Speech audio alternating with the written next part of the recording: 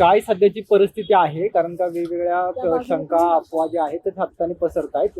अधिकृत तुमच्याकडे काय माहिती आहे सगळ्या इंद्रामध्ये? आज 3 इम्पॉर्टंट माहिती मी घेऊन आलेलो आहे.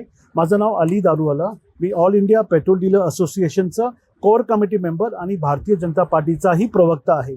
आज मी जी तुम्हाला माहिती देत आहो अधिकृतपणे, यामध्ये 3 इम्पॉर्टंट न्यूज आहेत. त्यातनं सर्वात अगोदर जे गुड न्यूज आहे, इम्पॉर्टंट जे चांगली बातमी आहे, त्यामध्ये इराणनी भारताचे जे जहाज आहे ते स्ट्रेट ऑफ होर्माझमधून पास करण्याची परवानगी दिली.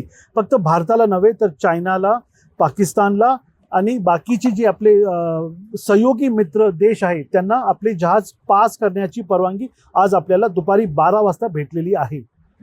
सेकंड इम्पॉर्टंट थिंग, जे CNG बद्दल जे तुटवडा होता, मी रेग्युलर टचमध्ये माननीय हरदीप पुरी साहेबांच्या ऑफिसमध्ये होतो. आम्हाला त्यामध्ये असं आढळलं का कुठं महानगरपालिका, कंटोनमेंट बोर्ड, वेगवेगळे कोऑपरेटिव्ह सोसायटीज हे पाईपलाईन CNG टाकण्यामध्ये भरपूर अडथळा करत होते. आणि जे मेन मास्टर पाईपलाईन जे आहे, जे तळेगाव ते शिवाजीनगर आणि पुलगेट कॅम्पातनं पास होऊन जे पार बारामती, हडपसर आणि पुढं जाणार होती, ते 9 इंच पाईपलाईनला गोळीबार मैदानमध्ये तिथं सायकल ट्रॅकमुळे त्याला ते निर्बंध दिलेलं होतं आणि गेल्या 3 वर्ष ते काम होत नव्हतं. जेव्हा ब्रिगेडियर तरुणेशजी पुण्यात आले त्यांनी ब्लँकेट परमिशन दिली. ते काम चालू असताना महानगरपालिकेने ते काम परत बंद केलं. आणि मीही तर तुम्हाला सांगू इच्छितो, माननीय गणेश बिडकर साहेबांनी काल मध्यस्थी करून ॲडिशनल कमिशनर ड्युटे सरांना बाय हँड ते परवानगी दिली आणि त्या परवानगीच्या अनुषंगाने MNGL आज 60 लाख रुपीज त्यांचे खोदकामाचे आज डिपॉझिट करणार आणि उद्या सकाळी मॅक्झिमम उद्या रात्रीपर्यंत हे जे MNGL ची मास्टर पाईपलाईन आहे त्याचाही काम सुरू होणार आहे. Third important thing, petrol pump ग्रामीण भागेत बंद आहे. काही लोक असं तुम्हाला स्टेटमेंट देत असतील का सगळं सुरळीत आहे, भरपूर पेट्रोल आहे, पेट्रोल पंप चालू आहे, मगर खरी वस्तुस्थिती वेगळी आहे. ती वस्तुस्थिती सांगण्यात मला बिलकुल इथं संकोच नाही, कारण भारतीय जनता पार्टीचा प्रवक्ता असून ऑल इंडिया पेट्रोल डीलरचाही मी नुमाइंदा आहे. 1 लिटर पेट्रोल आणि 1 लिटर डिझेल शासनाने कधी विकलं तर आपल्याला प्रति लिटर 50 रुपयाचा लॉस आहे. आणि हे सेल डिस्करेज करण्यासाठी कंपनीने हे वेगवेगळे एक उपयोजना सुरू केलेली आहे. त्यामध्ये सर्वात अगोदर जे पेट्रोल पंपवाल्याला 15 दिवस, 9 दिवस, 6 दिवस जे काही त्यांची क्रेडिट लाईन होती ते ऑइल कंपनीने इमिजिएटली विड्रॉ केलेली आहे आणि पंपवाल्यांना क्रेडिट भेटत नाही. पण हे अचानक आणि एकदम न कळता हे झालेलं आहे.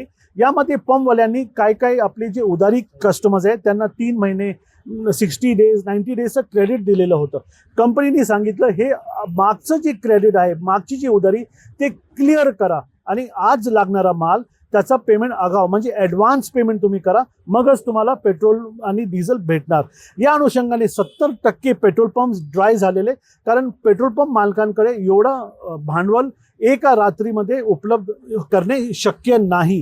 त्यामुळे आपण हे जे पंप बंद दिसतोय आणि आज रामनवमीची सुट्टीमुळेही बहुत सारे पंप्स तुम्हाला बंद दिसत आहे, हे त्याचं मूळ कारण आहे. पण मी तुम्हाला सांगू इच्छितो, जसं हे लाईन ओपन अप होतील आणि जसे हे शिप्स आपल्याकडे पोहोचायचं सुरू होतील, 10 ते 15 दिवसात सगळं काही सुरळीत होण्याची शक्यता वगळता येत नाही. आता जे काही इंधन भारतामध्ये येणार आहे, जे तुम्ही सांगितलं आज दुपारी 12 वाजल्यापासून परवानगी दिलेली आहे भारताला, चायनाला, तिथून आतापर्यंत आपल्याला साठा यायला किती दिवस लागतील? Correct, very important question. ही जो मी प्रश्न विचारला, जे एक जहाज ज्यामध्ये 65 लाख सिलेंडरचा साठा आहे ते जे चायनाला चालला होता, भारतीय सरकारने आपले इथले काही बिझनेसमॅनच्या द्वारे ते आत्ता जस्ट नाव जसं आपण बोलत आहे त्या चेन्नईला ते टँकर खाली होत आहे. तर सिलेंडर याचं सुरुवात झालेली आहे आणि येण्या 10 ते 15 दिवसात सगळं सुरळीत होणार. LNG भेटणार, CNG भेटणार, PNG भेटणार आणि पेट्रोल डिझेल तर आपल्याकडे आहे. मी एक सांगू इच्छितो, भारताकडे डिझेल सरप्लस स्टॉकमध्ये, आपण म्हणतात शॉर्टेज तर कुठं पण नाही.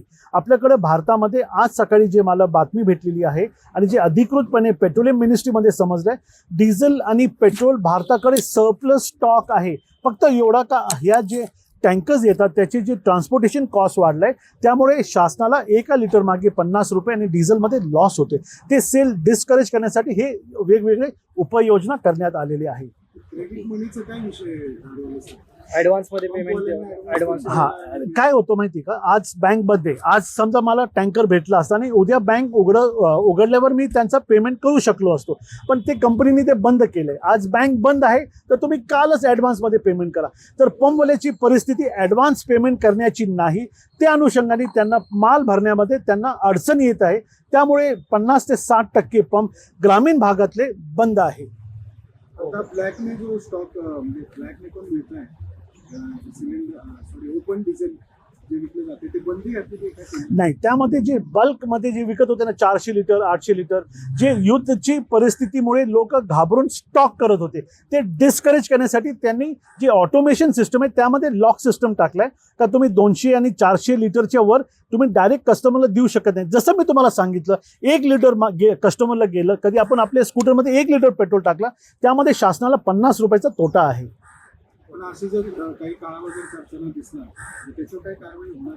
काळाबाजार कशाला, इथं तुटवडा नाही, मालचं शॉर्टेज नाही. आपल्याकडं लोणी टर्मिनल जसे वेगवेगळे टर्मिनल्स आहेत तिथं पेट्रोल डिझेल भरपूर आहे, फक्त ते घेण्यासाठी ते विकत घेण्यासाठी पंप मालकांकडे पैसे नाही आहे.